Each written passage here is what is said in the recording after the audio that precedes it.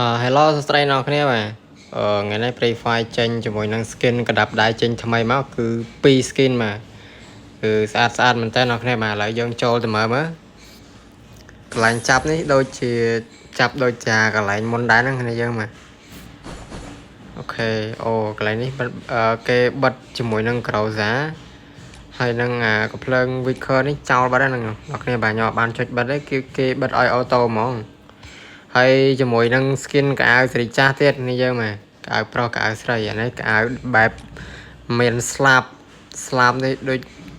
ស្លាប់កងានមិនទេស្លាប់កងោកទៅទេនេះយើងមកហើយកៅអៅស្រីក៏ cute ដែរនេះយើងមកហ្នឹងហើយ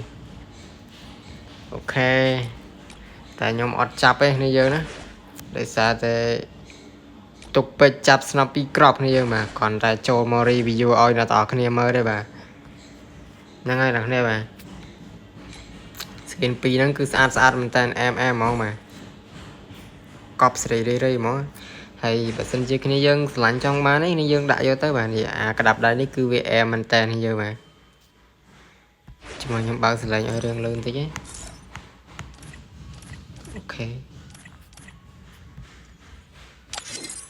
ជាមួយមិនដែរយើងលឿន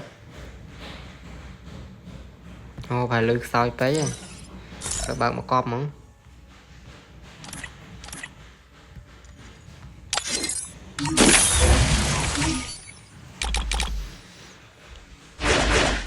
អែមែនតើយើងមក